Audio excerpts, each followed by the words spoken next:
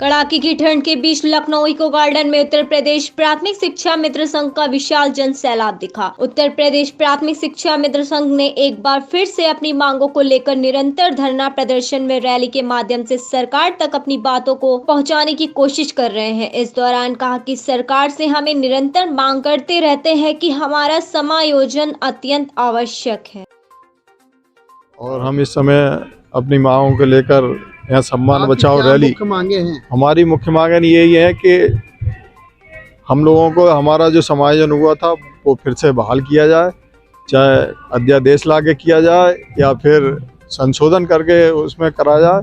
हम लोगों जैसे पहले अध्यापक थे वैसे ही हम लोगों को अध्यापक बनाया जाए, यही हमारी मुख्य मांग है। कितने लोग आए, कितने जिलों से आए हैं? ये सब 75 जिलों से संख्या आई हुई है और लगभग 80,000 के आसपास इस समय कुछ लोग बाहर भी हैं, कुछ खाना खा रहे हैं। ये आंदोलन कब तक चलेगा? ये आंदोलन जब तक चलेगा जब तक हम लोगों की मांगे पूरी नहीं हो जाती है। कहीं और आगे जाने का रुख है आप लोग का कि यहीं पे आप लोग अपनी? नहीं, अभी यहाँ पे आज एक दिवसीय हमारे सम्मान बचाओ रैली है, उसके बाद अगर नहीं सुना जाता फिर आगे की कुछ ना कुछ योजना बनेगी। पहले भी 2018 में उमा देवी द्वारा शिक्षा मित्रों के यहाँ धरना प्रदर्शन हुआ था। काफी लोग लेडीजों ने अपने बाल मुंडवाए थे, उनकी मांगे नहीं पूरी हुई थी, आत्मदाह भी कर लिया था। जी। तो क्या आपको लगता है कि सरकार आपकी मांगे इस बार सुनेगी?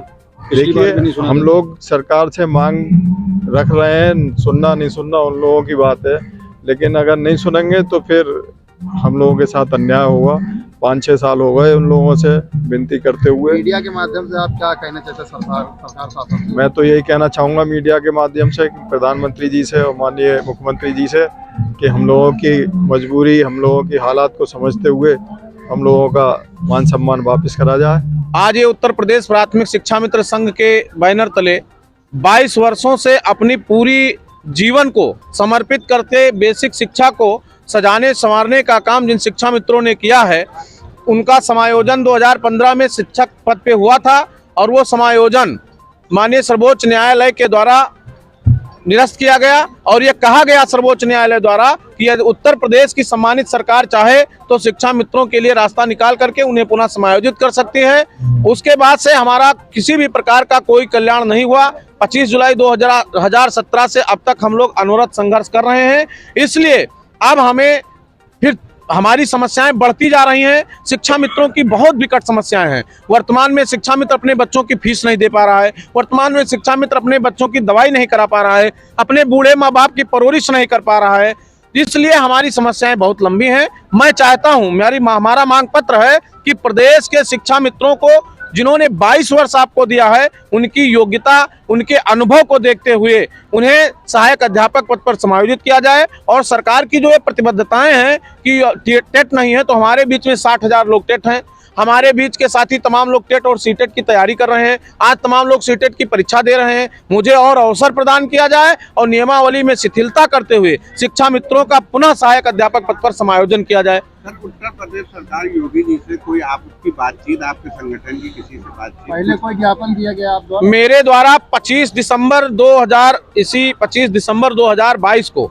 ब्लॉक स्तर से एक ज्ञापन प्रेषित किया गया माननीय मुख्यमंत्री जी के नाम से।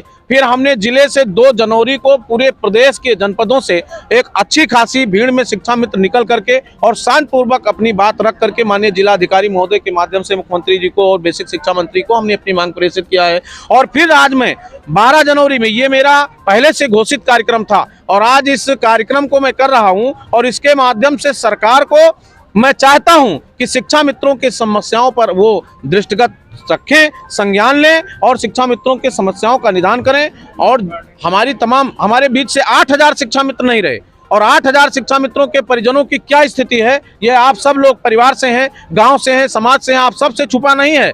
आज उनके बच्चे विद्यालय से वंचित हो गए हैं, उनके माँ बाप तड़प तड़प के मर रहे हैं, इलाज नहीं हो रहा है और डेली मेरे भाई साहब डेली 2, 3, 4 शिक्षा मित्र हमारे इलाज के अभाव में, दवा के अभाव में, आर्थिक तंगी के कारण मौत को गले लगा रहे हैं। कि उस उत्तर प्रदेश में जितने भी कर्मचारी काम कर रहे हैं, ये शीतकालीन अवकाश में अध्यापक, अनुचर, रसोइया तक को सरकार ने वेतन और मानदेय देने का काम किया, लेकिन इस शीतकालीन अवकाश में 15 दिन ये शिक्षा मित्र बिना पैसे के ये इनको मानदेय नहीं मिलेगा, ये बहुत बड़ा सवाल है कि हमारे बच्चे कहाँ जाएंगे। ये पहली बार हो रहा है कि हमारे बच्चे कहाँ जाएंगे। और 15 दिन अगर शिक्षा मित्र मजदूरी करेगा तो दूसरे दिन उसका सम्मान विद्यालय में जाने के बाद क्या होगा, गुरुओं का सम्मान होगा। इसलिए ये बहुत संवेदनशील मुद्दा है। मैं चाहूंगा कि अब इस जो शीतकालीन सत्र है इसका भी मानदेय सरकार शिक्षा मित्रों को दे, जिससे उनको किसी भी प्रकार का अपमान न सहना पड़े और उनके रोजी रोटी पर असर न पड़े।